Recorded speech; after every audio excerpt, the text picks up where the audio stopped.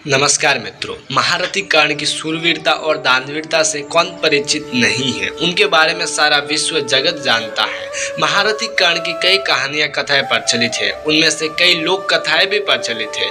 लोक कथा वह है जो कई सालों से सदियों से चलती आ रही है। वैसे तो देखा जाए तो महारथी कर्ण की कई सारी लोक कथाएं और पौराणिक कथाएं प्रचलित है, परंतु महारथी कर्ण की एक ऐसी भी लोक कथा प्रचलित है जो अविश्वसनीय है, और वह यह है कि जब अर्जुन ने महाभारत युद्ध में अंजलि का अस्त्र का प्रयोग कर महारथी कर्ण का वध करना चाहा, तब स्वयं मृत्यु के देव यमराज ने महारथी कर्ण के प्राण लेने से इनकार कर दिया। और उसके पश्चात किस प्रकार श्री कृष्ण ने धनुर्धर अर्जुन की सहायता की, यह सब जानने के लिए आप हमारे इस वीडियो के साथ में बने रहे अंत तक। तो फिर चलिए मित्रों, बिना टाइम वेस्ट किए करते हुए वीडियो को स्टार्ट। तो मित्रों, यह बात उस समय की जब महाभारत के 17वें दिन घमासान युद्ध चल रहा था और अर्जुन और महारथी कर्ण दोनों आमने सामने थे। दोनों धनुर्विद्या में इतने पारंगत थे कि उनके युद्ध कौशल को देखने के लिए स्वयं देवता और राक्षस आकाश में एकत्रित हो गए थे। और मित्रों, दोनों में चल रहे युद्ध का कोई परिणाम नहीं निकल रहा था। तब महारथी कर्ण को मिले धरती माता और गुरु परशुराम के श्राप फलीभूत हो गए, और धरती माता के श्राप के अनुसार महारथी कर्ण के रथ का पहिया भूमि में फंस गया, जिसे निकालने के लिए वह निहत्थे हुए।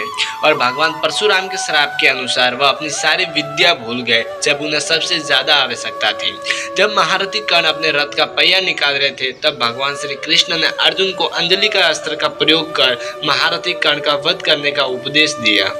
जब अर्जुन ने अंजलि का अस्त्र चलाया और वह अस्त्र कर्ण को जा लगा, फिर भी महारथी कर्ण के प्राण उनके शरीर से नहीं निकल रहे थे।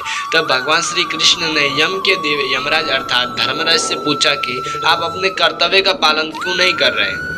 आप अपने कर्तव्य के अनुसार इस समरांगन में घायल पड़े एक वीर योद्धा के प्राण क्यों नहीं ले रहे? आप अपने कर्तव्य से विमुख क्यों हैं? तब मृत्यु के देव अर्थात धर्मराज ने बताया कि कर्ण के पाप और पुण्य के घड़े में पुण्य का भार इतना अधिक है कि मुझे कर्ण के प्राण लेने से विमुख कर रहा है।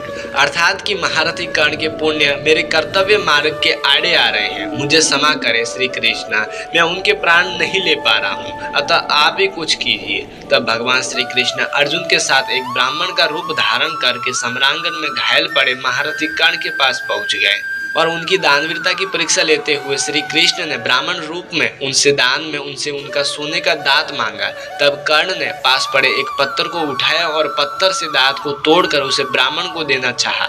तब ब्राह्मण रूपी श्री कृष्ण ने कहा, दान तो पवित्र लिया जाता है, यह तो खून से लथपथ है, अशुद्ध है। तब महारथी कर्ण ने एक धनुष उठाया और गंगा का आह्वान कर उस दांत को शुद्ध कर उसे ब्राह्मण को दे दिया। फिर ब्राह्मण ने एक और वरदान मांगते हुए कहा कि हे अंगराज, मैं आपसे एक अंतिम दान मांगना चाहता हूँ कि आपने अपने जीवन में जितने भी पुण्य कर्म किए हैं उन सब पुण्य कर्म का फल मुझे अर्पित कर दो। अर्थात कि आप अपने जीवन के सारे पुण्य कर्म मुझे अर्पित कर दो। इतना सुनते ही महारथी कर्ण ने अपने जीवन के सारे पुण्य कर्म को उस निर्धन ब्राह्मण को समर्पित कर दिए। उसके पश्चात भगवान श्री कृष्ण प्रसन्न होकर उसे ब्राह्मण वेश से अपने असली रूप में आकर महारथी कर्ण को 3 वरदान दिए थे, और उनके वरदान की कथा शायद आपने सुनी होगी। और उसके पश्चात मृत्यु के देव यमराज महारथी कर्ण के प्राण आसानी से लेकर अपने लोक चले जाते हैं, और महारथी कर्ण को भगवान श्री कृष्ण के वरदान के अनुसार वैकुंठ लोक की प्राप्ति होती है। तो फिर मित्रों, यह थी आज की हमारी महारथी कर्ण की अनसुनी दुर्लभ लोक कथा, जिसके सत्य होने का कोई प्रमाण नहीं है। यह लोगों द्वारा कही जाने वाली सदियों से चलती आ रही एक कथा है। अर्थात कि मित्रों, इस लोक कथा का महाभारत या कर्ण पर्व या किसी भी धर्म ग्रंथ से मेल नहीं खाता। अर्थात कि यह कथा कहाँ तक सत्य है यह जानना असंभव है। वैसे मित्रों, आपके अनुसार क्या कहना है यह हमारे कमेंट बॉक्स में कमेंट जरूर करें। तो फिर मित्रों, यह था आज का हमारा वीडियो। आशा करता हूँ कि आपको हमारा ये वीडियो पसंद आया होगा। तो कृपया हमारे इस वीडियो को लाइक, कमेंट, शेयर एंड हमारे इस कर्मयोगी चैनल को सब्सक्राइब करना बिल्कुल ही ना भूलें।